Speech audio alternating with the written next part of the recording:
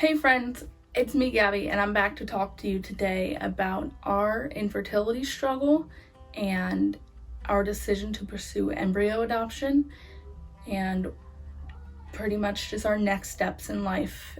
We have been trying to have a baby for about a year and a half at this point, and we honestly were not expecting it to be this difficult, but as it turns out, we are unfortunately having to deal with male factor infertility, and because of that, it has led us on a road to pursue fertility treatments. And in pursuing fertility treatments, in researching infertility, especially male factor infertility, there's a lot of information out there. And I just happened to stumble across a podcast one day that I was listening to about adoption and foster care. And it was also about infertility. Typically I would have skipped over this podcast because I wouldn't have thought it applied to me. But lo and behold, it now did apply to me. So I listened to this podcast, and the mom on this podcast talked about how she had her two kids through embryo adoption. And if you're like me, I hadn't heard about embryo adoption up until this point. I didn't know it was a thing. I didn't know it existed. I didn't know what it was. So I listened to the podcast, and I started doing a bunch of research on my own, and I talked with my husband about it, and I was not expecting him to be on board, but he was. If you don't know what embryo adoption is, it essentially is whenever a couple does IVF, so whenever they do in vitro fertilization, the eggs are taken out of the woman, the sperm is taken from the man, and the eggs are fertilized and embryos are made.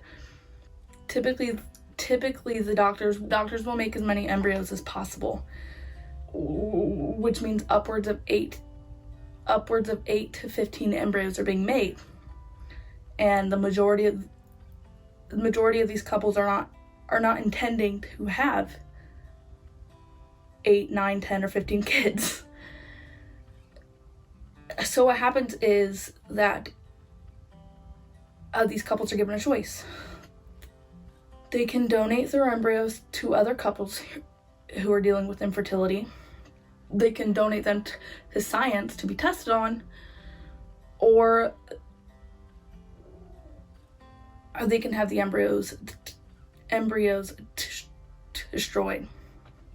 As a believer, and as someone who is very much pro-life, these embryos, they are a human life. They have their own unique DNA, and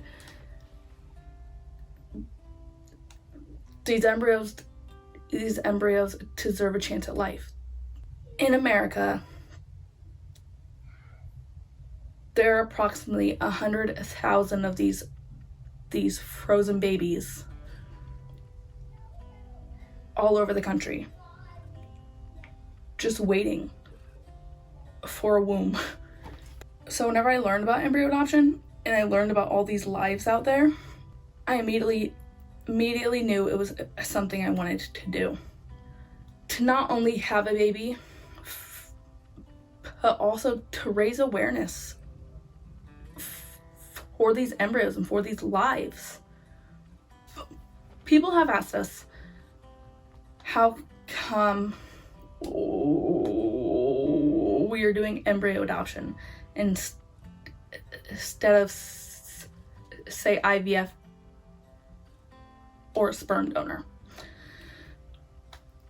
For us, we do not feel comfortable with IVF because of the amount of embryos it makes. It's just not a thing we feel comfortable with. And it's pretty much the same for having a sperm donor. I would essentially be having a baby that is mine and another man's, and I'm not comfortable with that. My husband's not comfortable with that. The difference from having a sperm donor and doing embryo adoption is these embryos are already made. These embryos are already life. Even though embryo adoption is not as lengthy or expensive as IVF, it is still expensive. I have taken on a part-time job to save up money for it, and I have also started a GoFundMe.